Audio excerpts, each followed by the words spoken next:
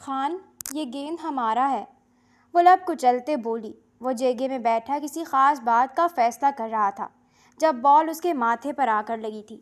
اس کے لیے ضبط کرنا مشکل ہو گیا کیونکہ بال لینے اس کی 12 سالہ بیوی آئی تھی جو ونی ہو کر اس کے نکاح میں آئی تھی، جس کے بالغ ہونے تک اس نے اسے حویلی کی خاص ملازمہ کے حوالے کیا تھا تاکہ ظلم سے بچا سکے۔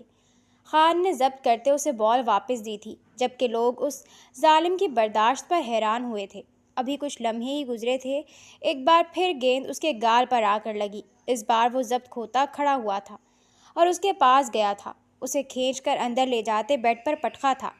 خان، تمہارا چہرہ چقندر کی طرح سرخ کیوں ہو گیا؟ وہ حیرت اور معصومیت سے پوچھتی۔ ہمدان خان سربراہی نشست پر خاموش بیٹھا سامنے کھڑی عورت کا فیصلہ سن رہا تھا۔ جرگے میں بیٹھے تمام مرد اس کے ایک لفظ کے منتظر تھے۔ اس کی بھاری آواز گونجنے ہی والی تھی جب اچانک ایک تیز رفتار گیند آ کر سیدھا اس کے ماتھے سے ٹکرائی تھی۔ پورا جرگہ ایک لمحے کو ساکت رہ گیا تھا۔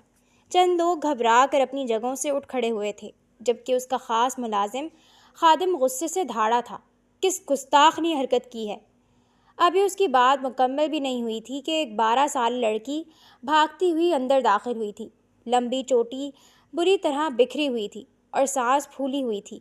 وہ سیدھا ہمدان کے سامنے آ کر رکی اور ہتھیلی آگے کرتے ہوئے بولی، خان جی، یہ میری گیند ہے، واپس کر دیں۔ جرگے میں بیٹھے لوگوں کے چہروں کا رنگ بدل گیا تھا۔ سب کی نظریں ہمدان پر جم گئی تھیں۔ ہمدان نے آہستہ سے سر اٹھایا تھا۔ سامنے کھڑی اس کی کم عمر بیوی اس کے ضبط کا امتحان بنی ہوئی تھی۔ وہ دانت بھینچتے ہوئے بولا، خانم، یہاں کیا کر رہی ہیں آپ؟ وہ معصومیت سے بولی، خان جی، میں لالا کے ساتھ کرکٹ کھیل رہی تھی، میں نے شاٹ مارا تو بال یہاں آ گئی، پلیز گیند واپس دے دیں، اب دوبارہ ایسی غلطی نہیں ہوگی۔ جرگے میں بیٹھے سب لوگ انتظار کر رہے تھے کہ شاید وہ غصے میں سزا دے گا، مگر اس نے خاموشی سے گیند اس کی طرف بڑھا دی تھی۔ وہ فوراً خوش ہو کر بولی، تھینک یو خان جی، اور بھاگتی ہوئی باہر نکل گئی تھی۔ ہمدان نے گہرا سانس لیا اور دوبارہ جرگے کی طرف متوجہ ہوا۔ فیصلہ یہی ہوگا کہ عورت کو اس کے بھائی کے گھر چھوڑ دیا جائے۔ ابھی 5 منٹ ہی گزرے تھے کہ وہی گیند دوبارہ آ کر اس کے گال سے ٹکرائی تھی۔ اس بار جرگے میں دبی دبی ہنسی کی آوازیں بھی سنائی دی تھی، مگر کسی نے سر اٹھانے کی ہمت نہیں کی تھی۔ ہمدان اپنی جگہ سے غصے میں کھڑا ہوا تھا۔ سامنے دروازے کے پاس وہی لڑکی سہمی ہوئی کھڑی تھی۔ وہ تیز قدموں سے اس کی طرف بڑھا اور آنکھیں دکھاتے ہوئے بولا، منع کیا تھا نا اس طرف آنے سے، کیوں آئی ہو یہاں؟ وہ فوراً بولی، غلطی سے آ گئی، اب دوبارہ نہیں آئے گی، مگر اس بار اس نے اس کا بازو تھام لیا تھا۔ تمہارا علاج تو میں اندر کرتا ہوں، چلو میرے ساتھ۔ وہ خوفزدہ سی اس کے ساتھ چل پڑی تھی جبکہ پیچھے بیٹھے لوگ افسوس سے سر جھکا گئے تھے۔ 24 سالہ ہمدان خان اس گاؤں کا سب سے کم عمر سردار تھا۔ باپ کے قتل کے بعد سرداری کی پگڑی اس کے سر پر رکھی گئی تھی اور اسی خون کے بدلے میں ونی کی رسم کے تحت یہ کم عمر لڑکی اس کے نکاح میں دی گئی تھی۔ کمرے کے اندر لاتے ہی وہ اسے بازو سے کھینچتا ہوا بستر تک لایا تھا اور اگلے ہی لمحے وہ دھپ سے بستر پر گری تھی۔ وہ غصے سے اس کی طرف مڑا ہی تھا کہ وہ فوراً اس کا چہرہ دیکھتے ہوئے معصومیت سے بولی، خان جی، آپ کا چہرہ تو چقندر کی طرح سرخ ہو گیا ہے، زیادہ چوٹ لگ گئی ہے کیا؟ لہجہ فکر مند تھا۔ ہمدان نے ایک لمحہ آنکھیں بند کی تھیں جیسے خود پر قابو پا رہا ہو، پھر جھک کر اس کا بازو پکڑتے ہوئے بولا، تمہاری زبان اتنی کیوں چلتی ہے؟ اتنی چھوٹی سی ہو لیکن چپ نہیں رہ سکتی، اور کیا ضرورت تھی جرگے میں آنے کی؟ میں نے تمہیں پہلے بھی منع کیا تھا اس طرف آنے کے لیے، مگر پھر تم نے وہی حرکت دہرائی، مار کھانی ہے میرے ہاتھوں۔ وہ فوراً منہ بنا کر بولی، میں کیوں چپ رہوں؟ میں نے کون سا آپ کے بابا کا قتل کیا ہے؟ قتل لالا نے کیا تھا، ان کو تو سزا ملی رہی، مجھے سزا دے دی گئی، میری سہیلیاں بھی چھوٹ گئیں، کسی سے میری ملاقات نہیں ہوتی، یہ سب ان کی وجہ سے ہوا ہے، بلا وجہ چھوٹی معصوم بچی کو سزا کی بھینٹ چڑھا دیا گیا، اور آپ کہتے ہیں میں کھیلوں بھی نہ؟ یہی تو میری عمر ہے کھیلنے کودنے کی، آپ مجھے اس طرح روک نہیں سکتے۔ جرگے کا میدان زیادہ بڑا ہے، وہاں کھیلنے میں زیادہ مزہ آتا ہے۔ اس کی بات سن کر ہمدان کے چہرے کے تاثرات بدل گئے تھے۔ چند لمحوں کے لیے وہ خاموش رہ گیا تھا۔ وہ جانتا تھا یہ بچی انجانے میں وہ زخم چھیڑ دیتی تھی جو ابھی تک اس کے اندر تازہ تھے، مگر اگلے ہی لمحے اس نے سخت لہجے میں کہا، بہت پٹر پٹر زبان چلنے لگی ہے تمہاری، 2 تھپڑ لگاؤں گا نا تو سیدھی ہو جاؤ گی۔ وہ فوراً سیدھی ہو کر بیٹھ گئی اور انگلی اٹھا کر بولی، آپ مجھے نہیں مار سکتے، میں ایک چھوٹی لڑکی ہوں، چھوٹی لڑکی کو مارنے کی کہیں بھی اجازت نہیں ہوتی، بلکہ بولا جاتا ہے بچوں پر اگر ہاتھ اٹھایا جائے تو اگلے کو سزا ملے گی، تو آپ کیا سزا لینا چاہتے ہیں؟ خبردار جو آپ نے مجھے ہاتھ لگایا۔ وہ ہمیشہ اس کے ساتھ نرمی سے پیش آتا تھا، بالکل بھی سختی نہیں کرتا تھا، یہی وجہ تھی کہ وہ ہمیشہ اس سے ہر بات کہہ جاتی تھی۔ ہمدان نے حیرت سے اسے دیکھا تھا، پھر قریب آتے ہوئے بولا، مجھے چیلنج کرو گی؟ اس گاؤں کے سردار ہمدان خان کو چیلنج کرو گی؟ وہ ذرا بھی خوفزدہ نہیں ہوئی تھی، بلکہ اسی سنجیدگی سے بولی، میں کیوں چیلنج کروں گی؟ آپ تو میرے شوہر ہو اور سردار بھی، آپ کو ان معاملات کا زیادہ علم ہے۔ ہمدان بے اختیار اس کا چہرہ دیکھتا رہ گیا تھا۔ وہ ہر بار ایسی بات کر جاتی تھی کہ اس کا سارا غصہ ہوا ہو جاتا تھا۔ وہ بستر کے کنارے بیٹھ گیا اور پیشانی مسلتے ہوئے بولا، کہنے کو تو تم چھوٹی سی، لیکن زبان تمہاری بہت چلتی ہے، چھوڑ کر چلا جاؤں گا نا یہاں سے، پھر تمہیں پتہ چلے گا۔ اس نے فوراً چونک کر اس کی طرف دیکھا۔ کہاں جائیں گے؟ بس کہیں بھی۔ وہ فوراً بستر سے گھٹنوں کے بل اس کے قریب آئی اور اس کا بازو پکڑ لیا۔ میں جانے ہی نہیں دوں گی آپ کو، چاہے کچھ بھی ہو جائے۔ آپ کے بغیر میں یہاں رہ ہی نہیں سکتی، سب مجھے نفرت کی نگاہ سے دیکھتے ہیں، آپ نہیں ہوں گے تو حویلی والے میرا حشر بگاڑ دیں گے۔ آپ پلیز مجھے کہیں چھوڑ کر نہیں جانا۔ آپ کو یاد ہے جب ہمارا نکاح ہوا تھا، اس دن آپ کی امی نے مجھے کتنا مارا تھا؟ پلیز آپ مجھے چھوڑ کر نہیں جانا، میں آپ کے بغیر نہیں رہ سکتی۔ ہمدان کی نظریں اس کے ننھے ہاتھ پر جم گئی تھیں جو مضبوطی سے اس کی کلائی پکڑے ہوئے تھا۔ وہ خاموش ہو گیا تھا۔ 2 دن بعد وہ امریکہ جا رہا تھا، اپنے ادھورے خواب پورے کرنے، ڈاکٹری کی تعلیم مکمل کرنے، مگر وہ یہ بات اسے نہیں بتا پا رہا تھا۔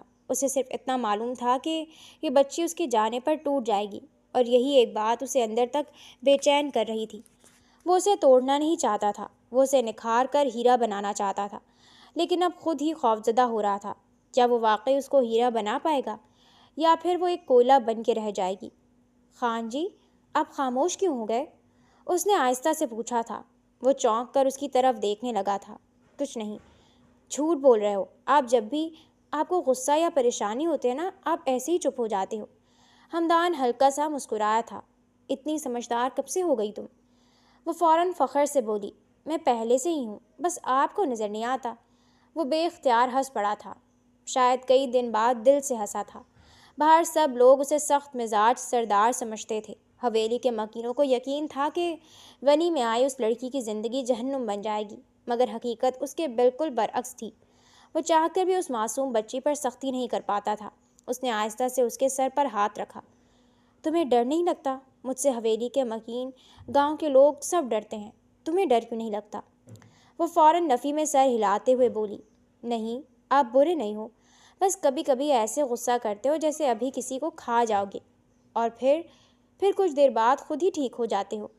ہمدان نے نظریں چرا لی تھیں۔ وہ نہیں چاہتا تھا کہ وہ اس کی آنکھوں میں چھپی بے بسی پڑھ لے۔ اگلے 2 دن بعد اسے جانا تھا، اور پہلی بار اسے محسوس ہو رہا تھا کہ شاید وہ اس حویلی میں کسی کو چھوڑ کر جانے سے ڈر رہا ہے، جبکہ وہ ابھی بھی اس کا بازو پکڑے بیٹھی تھی، جیسے واقعی اسے کہیں جانے نہ دے گی۔ وقت دھیرے دھیرے گزرتا جا رہا تھا۔ 2 دن پر لگا کر بیت گئے تھے۔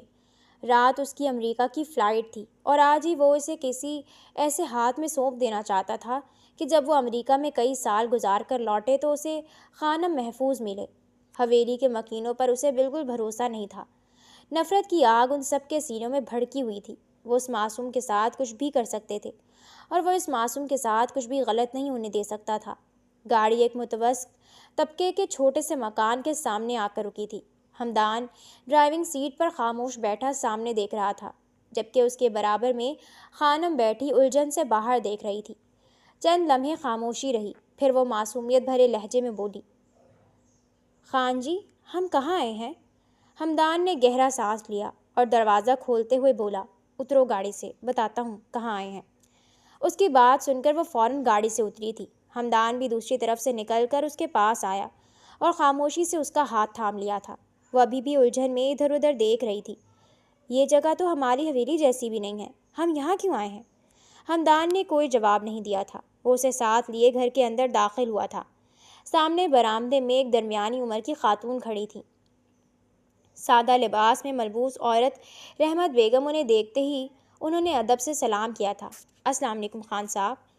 ہمدان نے مختصر سا سر ہلایا اور پھر خانم کی طرف دیکھتے ہوئے بولا، ان سے ملو، یہ ہیں رحمت بی بی، تم انہیں اماں کہہ سکتی ہو۔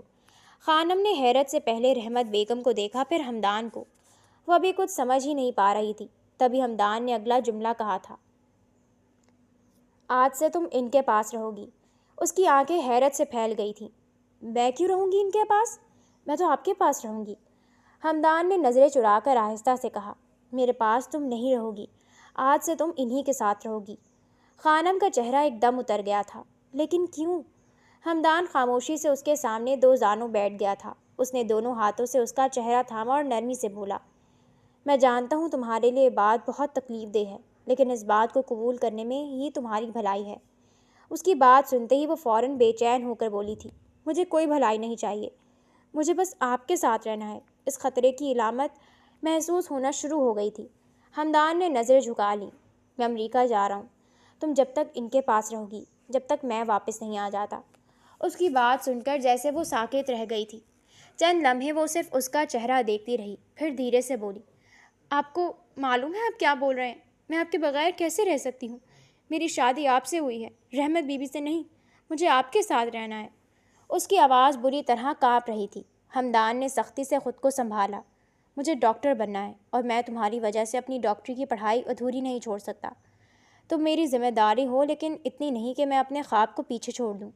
وہ جان بوجھ کر ایسے الفاظ کا استعمال کر رہا تھا کہ وہ ٹھہر جائے، کیونکہ اسے بخوبی علم تھا اگر اس نے ذرا بھی لاڈ پیار دکھایا وہ پھیل جائے گی، رونا شروع کر دے گی، اور پھر اس کے لیے جانا بہت مشکل ہو جائے گا۔ اس کی آنکھوں میں فوراً آنسو بھر آئے، یعنی آپ کی نظر میں میری کوئی اہمیت نہیں ہے؟ ہمدان نے فوراً اس کی طرف دیکھا تھا۔ اس کی آنکھوں میں دکھ صاف دکھائی دے رہا تھا، مگر وہ جان بوجھ کر سخت بنا ہوا تھا۔ جو تمہاری عمر ہے نا، اس کے حساب سے بات کیا کرو۔ وہ خاموشی سے اسے دیکھتی رہی تھی۔ شاید پہلی بار اسے محسوس ہوا تھا کہ وہ واقعی اسے چھوڑ کر جا رہا ہے۔ ہمدان اٹھ کھڑا ہوا تھا، میں جا رہا ہوں، اپنا خیال رکھنا۔ اس کی بات سن کر وہ چند لمحے ساکت کھڑی رہی، پھر اچانک روتے ہوئے اندر کی طرف بھاگ گئی تھی۔ رحمت بیگم بے بسی سے اسے جاتا دیکھتی رہ گئی تھیں۔ ہمدان نے فوراً رخ موڑا تاکہ وہ اس کی آنکھوں میں موجود نمی نہ دیکھ سکے۔ چند لمحے بعد اس نے جیب سے رقم نکال کر رحمت بیگم کی طرف بڑھائی، ہر مہینے آپ کو راشن اور پیسے بھیج دیے جائیں گے، اس کی تعلیم، اس کی تربیت سب آپ کی ذمہ داری ہے۔ رحمت بیگم نے دھیرے سے سر ہلایا تھا۔ ہمدان کی آواز بھاری ہو گئی تھی، میں جب لوٹ کر آؤں تو مجھے میری خانم آج جیسی ہی ملے۔ یہ کہہ کر وہ مزید وہاں نہیں رکا تھا، تیز قدموں سے باہر نکلا اور گاڑی میں جا بیٹھا۔ اس کے ہاتھ سٹیئرنگ پر مضبوطی سے جکڑے ہوئے تھے، آنکھوں میں نمی تھی اور دل بری طرح بے چین تھا، مگر اس نے ایک بار بھی پلٹ کر نہیں دیکھا تھا۔ اگلے ہی لمحے گاڑی وہاں سے دور جا چکی تھی، جبکہ اندر کمرے میں بیٹھ کر خانم پہلی بار شدت سے روئی تھی۔ وقت دھیرے دھیرے گزرتا جا رہا تھا، دن ہفتوں میں، ہفتے مہینوں میں، اور مہینے سال میں تبدیل ہو گئے تھے۔ 10 سال کا عرصہ کس طرح گزر گیا کچھ معلوم بھی نہیں ہوا تھا۔ رحمت بیگم برآمدے میں بیٹھی چاول چن رہی تھیں۔ ان کے برابر میں رکھا پرانا ریڈیو دھیمی آواز میں خبریں سنا رہا تھا، مگر ان کی توجہ بار بار بند کمرے کے دروازے پر جا رہی تھی۔ چند لمحے بعد دروازہ کھلا تھا اور 22 سالہ خانم باہر آئی تھی۔ ہلکے آسمانی رنگ کے سوٹ میں ملبوس وہ 12 سالہ معصوم بچی نہیں رہی تھی۔ لمبا قد، سنجیدہ آنکھیں اور چہرے پر عجیب سا اعتماد اسے اپنی عمر سے زیادہ سمجھدار ظاہر کرتا تھا، لیکن وہ دیکھنے میں بلا ہی کی حسین ہو گئی تھی، اس قدر کہ اس پر سے نظر ہٹائے نہیں ہٹتی تھی۔ اس نے باہر آتے ہی دوپٹہ ٹھیک کیا اور رحمت بیگم کے پاس آ کر سلام کیا، السلام علیکم اماں۔ رحمت بیگم نے فوراً مسکرا کر جواب دیا، وعلیکم السلام میری بچی۔ خانم نے ان کے کندھے پر ہاتھ رکھا اور نرم لہجے میں بولی، اماں میں جاب انٹرویو کے لیے جا رہی ہوں، میرے لیے دعا کرنا، سب خیر ہو جائے۔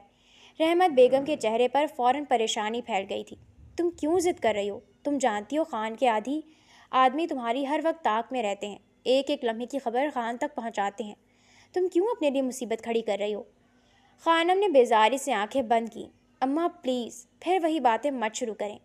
رحمت بیگم نے چاول ایک طرف رکھتے ہوئے کہا، میں سچ کہہ رہی ہوں، ویسے ہی سلیم صاحب کا ادھار دینا ہے، ان کی الگ تم پر نظر ہے۔ خانم فوراً چونکی تھی، سلیم صاحب کے آدمی دوبارہ گھر آئے تھے؟ रहमत बेगम ने आहिस्ता से सर हिलाया था। तुम्हारे जागने से पहले 2 आदमी आए थे, कह रहे थे कि 1 हफ्ते तक पैसे पहुंचा दिए जाएं, वरना अच्छा नहीं होगा। खानम ने गहरा सांस लिया और पर्स उठाते हुए बोली, कितने पैसे रहते हैं अभी? तकरीबन 3 लाख। वो चंद लम्हे खामोश रही, फिर मजबूत लहजे में बोली, ठीक है, मैं आज ही सलीम के पास जाकर बात करती हूँ। रहमत बेगम फ़ौरन बोली थी, मैं सोच रही थी आज खादिम से मैं लाऊं।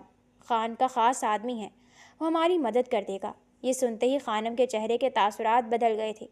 कोई ज़रूरत नहीं है। उसकी आवाज़ अब सख्त हो चुकी थी। मैं पढ़ लिख चुकी हूँ और अब अपने पाँव पर खड़ी भी हो चुकी हूँ। पहले मैं सलीम के पास जाकर मसले का हल निकालती हूँ और फिर जॉब इंटरव्यू के लिए जाऊँगी। आपको परेशान होने की ज़रूरत नहीं है। आपकी बेटी भी ज़िंदा है और किसी भी खान से मदद लेने की बिल्कुल ज़रूरत नहीं है। रहमत बेगम ने बेबसी से उसे देखा था। बेटा ऐसे नहीं कहते, शौहर है वो तुम्हारा। खानम फ़ौरन पलटी थी। उसकी आंखों में बरसों की दबी हुई नाराज़गी साफ दिखाई दे रही थी। आपके लिए बेहतर होगा कि आप खामोश रहें और जो मैं कह रही हूँ मुझे करने दे। लेकिन खानम, किस बात के शौहर? उसने बात काट दी थी। जो 10 साल तक पलट कर नहीं देख सका, वो अब क्या देखेगा? रहमत बेगम खामोश रह गई थी। खानम की आवाज़ भराई हुई थी, मगर वो रोना नहीं चाहती थी। जब मुझे पहली बार बुखार आया था तब भी वो नहीं आए। जब मैंने कॉलेज में टॉप किया तब भी नहीं आए। जब लोगों ने मुझे वनी वाली लड़की कहकर ताने दिए तब भी नहीं आए। तो अब अचानक मुझे उनकी ज़रूरत क्यों पड़ेगी? रहमत बेगम ने धीरे से कहा, वो तुम्हें छोड़कर नहीं गए थे बेटा। खानम हल्का सा तंजिया हंसी थी। तो फिर क्या किया था उन्होंने? निभाया था रिश्ता। चंद लम्हे खामोश रही थी, फिर उसने अपना दुपट्टा दुरुस्त किया और दरवाजे की तरफ बढ़ गई थी। मैं देर से वापस आऊँगी, दरवाज़ा अच्छी तरह बंद रखिएगा। खानम मेरी बात तो सुनो। मगर वो ठहरी नहीं थी, तेज़ कदमों से बाहर निकल गई थी। रहमत बेगम चंद लम्हे खाली दरवाजे को देखती रहीं, फिर बेख्तियार अपना सर पकड़ लिया था। या अल्लाह, ये लड़की भी ना। वो बड़बड़ाई थी, इसे समझाना वाकई ऊन को रिक्शे में बिठाने के बराबर है। कुछ देर बाद सलीम साहब के डेरे के बाहर पहुंचते ही उसने एक गहरा सांस लिया था। हाथ में पकड़ा पर्स उसने मजबूती से थामा और गाड़ियों से भरे सहन में एक नज़र डाली। दरवाजे पर खड़े चौकीदार ने उसे देखते ही फौरन दरवाज़ा खोल दिया था। आएं बीबी जी। वो खामोशी से अंदर दाखिल हो गई थी। अंदर मौजूद 2 गार्ड्स ने अजीब नज़रों से उसे देखा, मगर कुछ कहा नहीं था। उनमें से एक आगे बढ़ा और हाथ से सामने वाले कमरे की तरफ इशारा करते हुए बोला, वो वहाँ मौजूद हैं। उसने मुख्तसर सा सर हिलाया और पर्स कंधे पर दुरुस्त करते हुए उस तरफ बढ़ गई थी। कदम मजबूत थे, मगर दिल अजीब बेचैनी से धड़क रहा था। जैसे ही उसने दरवाजे पर दस्तक दी और अंदर दाखिल हुई, अगले ही लम्हे पीछे से दरवाज़ा ज़ोर से बंद हो गया था। वो चौंक कर पलटी थी। दरवाज़ा खोलो, किसने बंद किया है? उसकी आवाज़ में साफ घबराहट थी। तभी कमरे में मौजूद एक भारी आवाज़ सुनाई दी, बंद रहने दो, सुकून से बात नहीं हो पाएगी। वो बेख्तियार पलटी थी। सामने एक मर्द खड़ा था जिसकी पुश्त उसकी तरफ थी। स्याह शलवार कमीज़ में मलबूस वो दोनों हाथ पुश्त पर बांधे खड़ा था। खानम ने उलझन से उसे देखा। आप सलीम साहब के बेटे हैं? उस मर्द ने हल्का सा सर मोड़ा, मगर मुकम्मल पलटा नहीं था। नहीं, मैं सलीम साहब का बेटा नहीं हूँ, मैं नईम साहब का बेटा हूँ। खानम के माथे पर बल पड़ गए थे। मुझे सलीम साहब से मिलना है, किसी नईम साहब के बेटे से नहीं। दरवाज़ा खुलवाएं, मुझे जाना है। इस बार उस मर्द की हल्की सी हंसी कमरे में गूंजी थी। अब आप आई हैं तो दीदार करके जाएं, फिर कहेंगी कि मैं वापस आया तो आपसे मिला नहीं। ये कहते हुए वो आहिस्ता से पलटा था। खानम की सांस जैसे एक लम्हे को रुक गई थी। सामने कोई और नहीं बल्कि हमदान खान खड़ा था। वही तेज़ नज़रें, वही भारी वजूद, बस अब पहले से ज़्यादा संजीदा और मजबूत दिखाई देता था। उसके चेहरे पर हल्की दाढ़ी थी और आंखों में अजीब सी सख्ती उतर आई थी। खानम के हाथ बेख्तियार काम गए थे। 10 साल पहले वाला मंजर अचानक उसकी आंखों के सामने घूम गया था, जब वो उसे छोड़कर चला गया था। हमदान आहिस्ता आहिस्ता उसकी तरफ बढ़ा था। कैसी हो खानम? उसकी आवाज़ पहले से कहीं ज़्यादा भारी हो चुकी थी। तुम तो सर से पाँव तक बदल गई हो। मैं समझा था जब लौट कर आऊँगा तब भी मुझे एक छोटी बच्ची नज़र आएगी, लेकिन तुम तो एक खूबसूरत दोशीज़ा बन चुकी हो। खानम ने फ़ौरन नज़रें चुरा ली। उसकी आंखों में आंसू उतर आए थे। मुझे आपसे बात नहीं करनी खान, दरवाज़ा खोलें, मुझे जाना है। उसकी आवाज़ बुरी तरह काँप रही थी। हमदान उसके मज़ीद करीब आया था। क्यों बात नहीं करनी? क्या गलती की है मैंने? वो बेख्तियार हंस दी थी, मगर वो हंसी दर्द से भरी हुई थी। آپ نے بہت کچھ کیا ہے اور میں سب نہیں بتا سکتی. دروازہ کھولیں، مجھے جانا ہے. اس کا جسم اب واقعی کپکپا رہا تھا. ہمدان نے اسے غور سے دیکھا تھا. تم میرے ساتھ حویلی جا رہی ہو. میں کہیں نہیں جا رہی آپ کے ساتھ. اور ایک بات بتاؤں؟ اس کی آواز اچانک سخت ہوئی تھی. تم اکیلی سلیم کے ڈیرے پر کیوں آئی؟ پاگل ہو تم؟ خانم نے فوراً آنکھیں اٹھا کر اسے دیکھا. یہ آپ کا سر درد نہیں ہے، یہ میرا مسئلہ ہے اور میں اسے خود حل کر لوں گی. آپ دروازہ کھلوائیں. وہ مڑ کر دروازے کی طرف بڑھنے لگی تھی، مگر اگلے ہی لمحے ہمدان نے اس کا بازو پکڑ لیا تھا. اس کی گرفت مضبوط تھی. خاموش ہو جاؤ، اب آواز نہ آئے تمہاری. اس کی سخت آواز سنتے ہی خانم کی آنکھیں بے اختیار بند ہو گئی تھیں. دل بری طرح دھڑک رہا تھا، جبکہ برسوں بعد پہلی بار وہ خود کو دوبارہ اسی 12 سالہ لڑکی کی طرح بے بس محسوس کر رہی تھی جو کبھی اس کے سامنے کھڑے ہو کر ضد کیا کرتی تھی.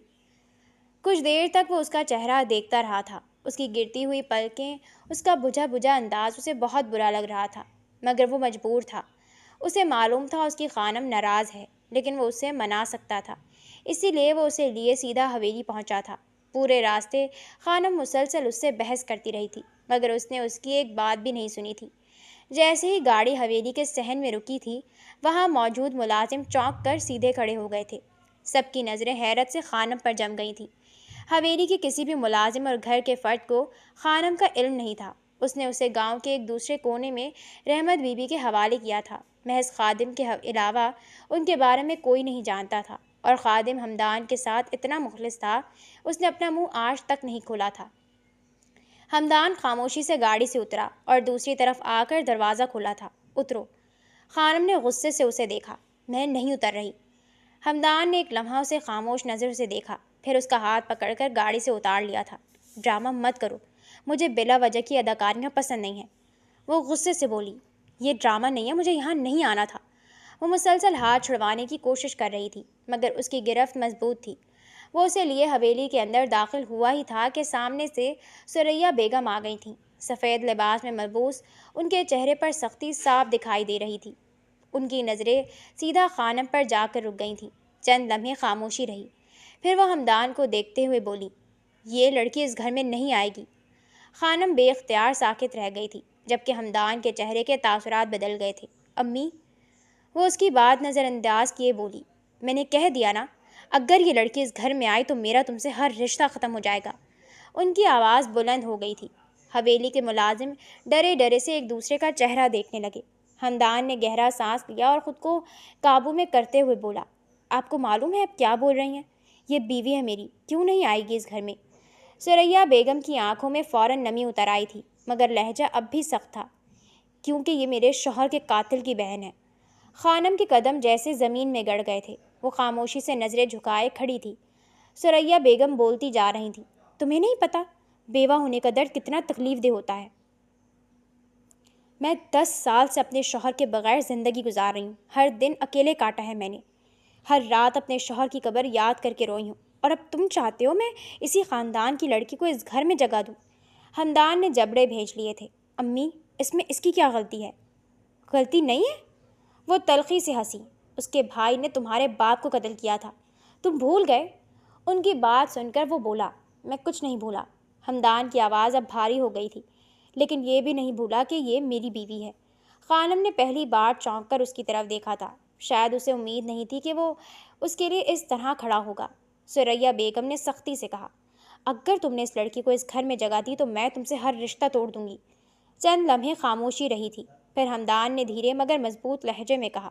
ایک بات یاد رکھیں، 10 سال تک میں نے بیرون ملک اکیلے زندگی گزاری ہے. مجھے اکیلے رہنا آتا ہے. اگر آپ بولیں گی تو میں اسے لے کر کہیں اور چلا جاؤں گا، کیونکہ اب میں اپنی بیوی کو اس طرح بے سہارا نہیں چھوڑ سکتا. ثریا بیگم بے اختیار اسے دیکھتی رہ گئی تھیں. تم میرے لیے ایک اجنبی لڑکی کے لیے لڑ رہے ہو؟ ہمدان فوراً بولا. یہ اجنبی نہیں ہے، میری بیوی ہے. آپ میری ماں ہیں، یہ پوری حویلی آپ کی ہے، لیکن یہ بھی میری ذمہ داری ہے. اس کی عزت کرنا بھی میری ذمہ داری ہے. خانم خاموش کھڑی سب سن رہی تھی. دل عجیب طرح دھڑک رہا تھا.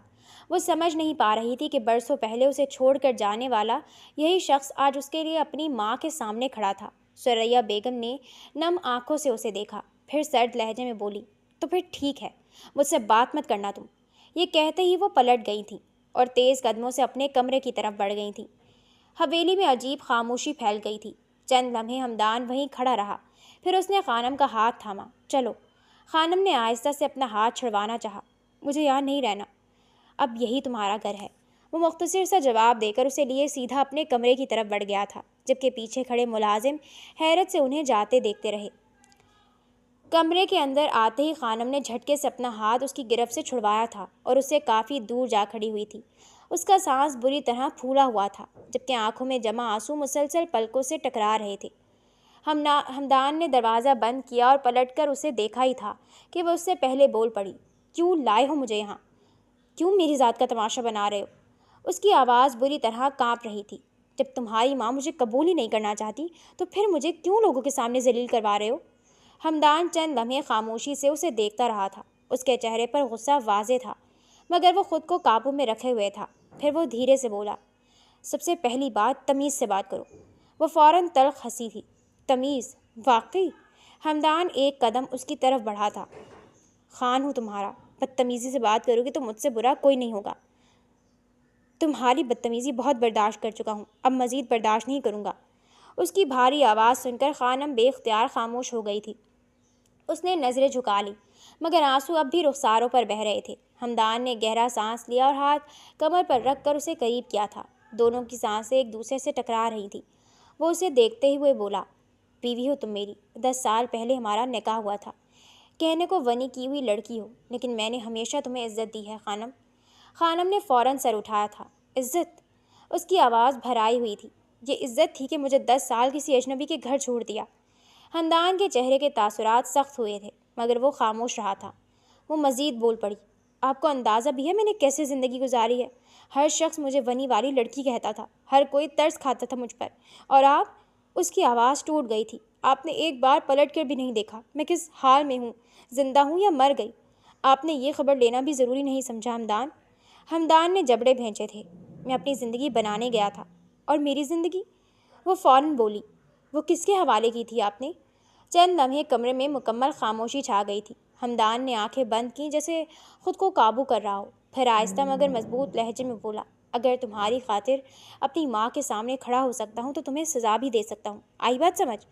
بھولو مت میں آج بھی اس گاؤں کا سردار ہوں۔ اس کی آواز اب واضح وارننگ دے رہی تھی۔ خانم خاموش ہو گئی تھی۔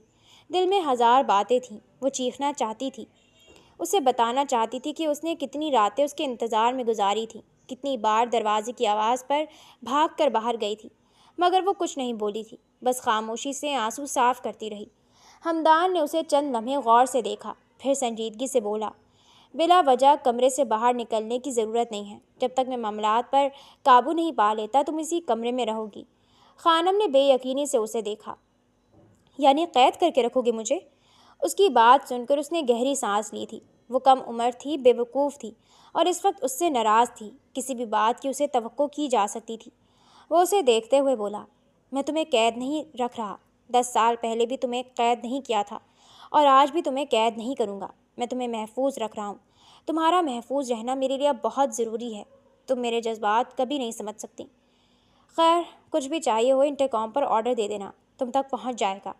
وہ خاموش رہی تھی۔ ہمدان چند لمحے اسے دیکھتا رہا، پھر دھیرے سے بولا، اور اپنے آپ کو ذہنی طور پر اس رشتے کے لیے تیار کرو، میں مزید کوئی تماشا نہیں چاہتا۔ خانم کی آنکھوں سے دوبارہ آنسو بہنے لگے تھے۔ آپ کے لیے شاید یہ رشتہ ہو، میرے لیے یہ 10 سال کی سزا ہے۔ ہمدان کے قدم ایک لمحے کو رکے تھے، مگر اس نے پلٹ کر نہیں دیکھا تھا۔ اگلے ہی لمحے وہ دروازہ کھول کر باہر نکل گیا تھا۔ دروازہ بند ہوتے ہی خانم جیسے ٹوٹ گئی تھی۔ وہ چند قدم پیچھے ہٹی اور پھر وہیں زمین پر بیٹھ گئی۔ دونوں ہاتھوں سے چہرہ چھپا کر وہ بری طرح رونے لگی تھی۔ برسوں کا غصہ، دکھ اور انتظار جیسے ایک ساتھ باہر نکل آیا تھا۔ اسے سمجھ نہیں آ رہا تھا کہ وہ اس شخص سے نفرت کرے یا اس کے واپس آنے پر خوش ہو، مگر ایک بات وہ جانتی تھی، اس حویلی میں واپس آ کر اس کی زندگی دوبارہ الٹ چکی تھی۔ رات کے 2 بج چکے تھے، مگر ابھی تک ہمدان کمرے میں نہیں آیا تھا۔ خانم کئی بار دروازے کی طرف دیکھ چکی تھی۔ پہلے وہ غصے میں بیٹھی رہی تھی، پھر آہستہ آہستہ بے چینی بڑھنے لگی تھی۔ دل میں بار بار یہی خیال آ رہا تھا کہ آخر وہ کہاں رہ گیا ہے۔ 1-2 دفعہ اس نے انٹرکام کی طرف ہاتھ بڑھایا بھی تھا تاکہ کھانے کا آرڈر دے دے، مگر پھر رک گئی تھی۔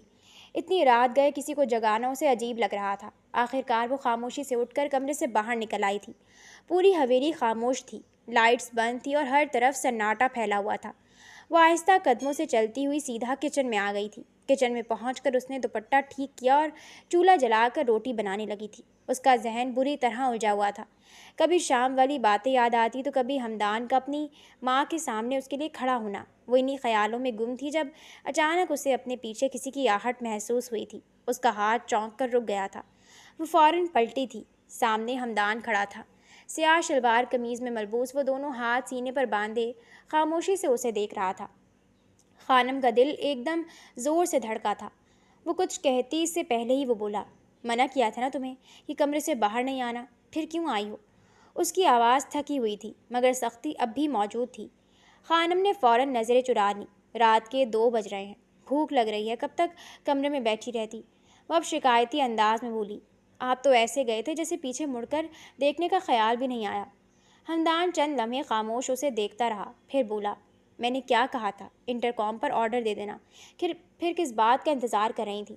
خانم کچھ دیر خاموش رہی تھی، پھر جھجکتے ہوئے بولی، مجھے شرم آ رہی تھی، اچھا نہیں لگ رہا تھا کسی کو کام کہنا، بچپن سے اپنے کام خود کرنے کی عادت ہے۔ ہمدان کے چہرے کے تاثرات ہلکے سے بدلے تھے، جیسے اس کی بات نے اسے چند لمحوں کے لیے خاموش کر دیا ہو۔ وہ بنا کچھ کہے آگے بڑھا اور کرسی گھسیٹ کر بیٹھ گیا تھا۔ خانم نے حیرت سے اسے دیکھا۔ کیا ہوا؟ وہ سیدھا اسے دیکھتے ہوئے بولا، مجھے بھی بھوک لگ رہی ہے، مجھے بھی روٹی دو۔ خانم واقعی حیران ہوئی تھی۔ اسے لگا تھا شاید وہ ڈانٹے گا یا واپس کمرے میں بھیج دے گا، مگر وہ بالکل نارمل انداز میں بیٹھ گیا تھا۔ وہ چند لمحے اسے دیکھتی رہی تھی، پھر دھیرے سے بولی، جی دیتی ہوں۔ اس نے دوبارہ آٹا اٹھایا اور اس کے لیے روٹی بنانے لگی تھی۔ ہمدان خاموشی سے اسے دیکھتا رہا۔ 10 سال پہلے والی چھوٹی سی بچی اب کتنی بدل چکی تھی۔ ہاتھوں کی حرکت میں نفاست تھی، چہرے پر سنجیدگی آ چکی تھی، مگر کچھ چیزیں اب بھی ویسی ہی تھیں، جیسے روٹی بناتے وقت ہلکا سا ہونٹ کاٹنے کی عادت۔ چند لمحے بعد وہ اس کے سامنے پلیٹ رکھ چکی تھی۔ سالن بھی اس نے فریج سے نکال کر گرم کر لیا تھا۔ اب دونوں خاموشی سے کھانا کھا رہے تھے۔ خانم نظریں جھکائے بیٹھی تھی، جبکہ ہمدان بار بار اسے دیکھ رہا تھا۔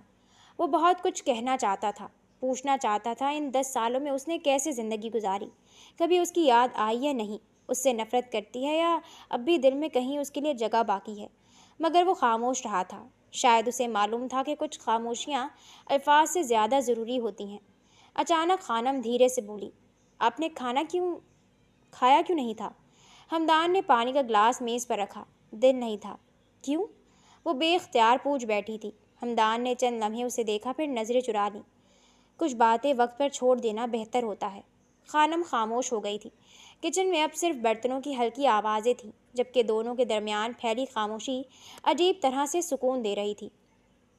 رات قطرہ قطرہ کر کے پگھلتی چلی گئی تھی۔ دوپہر کا وقت تھا مگر ہمدان کا دل کسی کام میں نہیں لگ رہا تھا۔ ڈیرے پر جانے کے لیے وہ تیار بھی ہو چکا تھا، لیکن قدم بار بار رک رہے تھے۔ صبح سے اس کی ماں نے اس سے بات نہیں کی تھی اور یہ چیز اسے اندر ہی اندر بے چین کر رہی تھی۔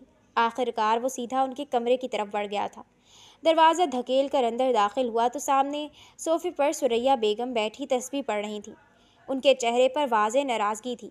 جیسے ہی ان کی نظر ہمدان پر پڑی، انہوں نے فوراً منہ دوسری طرف پھیر لیا تھا۔ ہمدان چند لمحے انہیں خاموشی سے دیکھتا رہا، پھر آہستہ سے ان کے برابر میں بیٹھ گیا۔ کب تک ناراض رہنے کا ارادہ ہے؟ اس کی آواز میں ہلکی سی تھکن تھی۔ ماں ہو کر آپ میرے ساتھ ایسا سلوک کریں گی؟ ثریا بیگم نے تسبیح گھماتے ہوئے تلخی سے کہا، جب اولاد اتنی زیادہ سخت دل ہو جائے تو پھر ماؤں کا بھی دل اولاد سے کھٹا ہو جاتا ہے۔ ہمدان نے دھیرے سے ان کی طرف دیکھا۔ میں نے ایسا کیا کیا ہے؟ وہ فوراً اس کی طرف مڑی۔ 10 سال بعد تم آئے اور آتے ہی مجھے اتنا بڑا دکھ دے دیا۔ اس لڑکی کو تم گھر لے آئے جس کے بھائی نے تمہارے باپ کا قتل کیا تھا۔ ان کی آواز بھرا گئی تھی۔ میں سمجھی تھی کہ تم اس کو اپنی زندگی سے مٹا چکے ہو، مگر تم تو اسے پناہ دے رہے تھے۔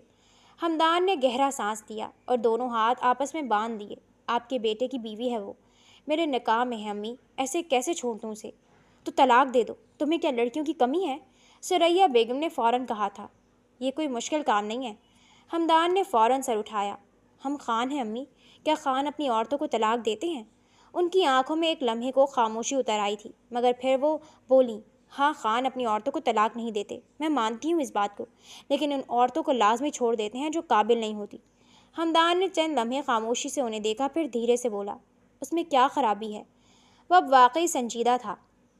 10 سال سے میرے نام پر بیٹھی ہے، کردار کی پاک ہے، کوئی گناہ نہیں کیا، تعلیم یافتہ ہے، بڑوں کی عزت کرنا جانتی ہے۔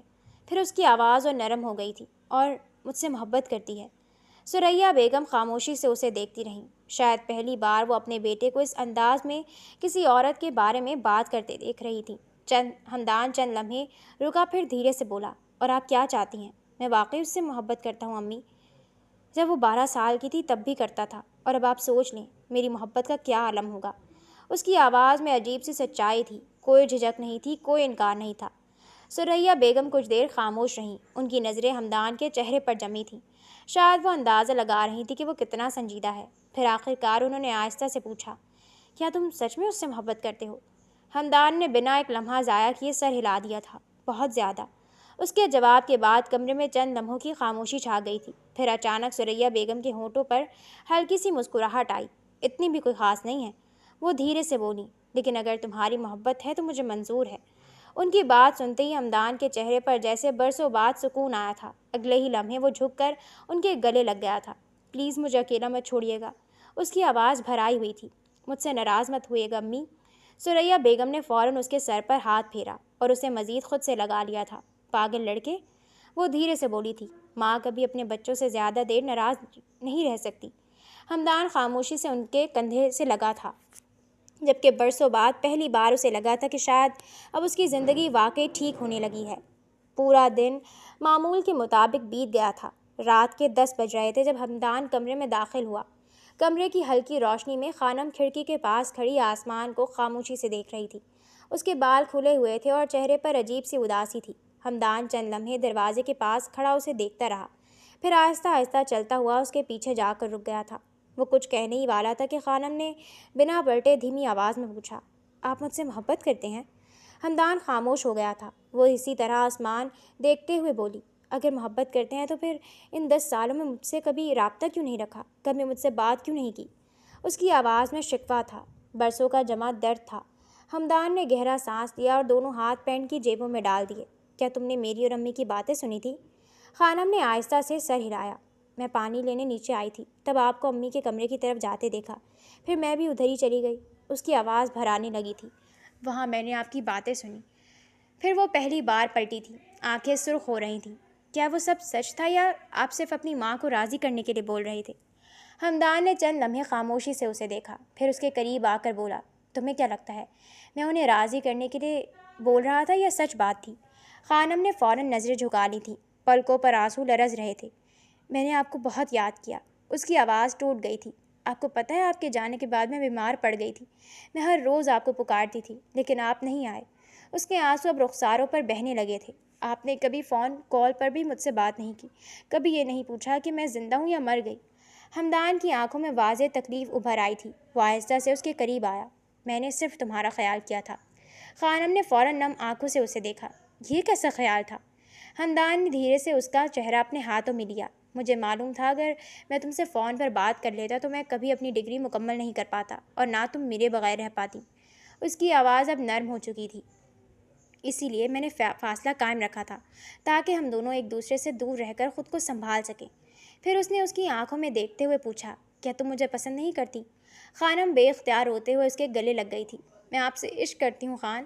اس کی آواز اس کے سینے میں دب گئی تھی۔ آپ نہیں جانتے میں آپ کے لیے کتنی پاگل ہوں۔ جب محبت کا مطلب بھی نہیں پتہ تھا میں تب سے آپ سے محبت کرتی ہوں۔ وہ مزید رونے لگی تھی۔ تو اب آپ خود سوچیں میری محبت کا کیا عالم ہوگا۔ ہمدان نے فوراً اسے مضبوطی سے خود میں سمیٹ لیا تھا۔ اس کی اپنی آنکھیں بھی نم ہو چکی تھیں۔ مجھے معاف کر دو خانم۔ اس کی آواز بھاری ہو رہی تھی۔ میں نے تمہیں بہت تکلیف دی۔ خانم نے سر اٹھا کر اسے دیکھا۔ آپ واقعی مجھ سے محبت کرتے ہیں؟ ہمدان نے اس کے ماتھے پر اپنے لب رکھ دیے تھے، بہت زیادہ، شاید خود سے بھی زیادہ۔ پھر وہ ہلکا سا مسکرایا تھا۔ میں اب ایک سرجن بن چکا ہوں، اپنا خواب پورا کر لیا میں نے، لیکن اس پورے سفر میں ایک چیز ہمیشہ ادھوری رہی۔ کیا؟ خانم نے دھیرے سے پوچھا تھا۔ ہمدان نے اس کے گال پر ہاتھ رکھا۔ تم۔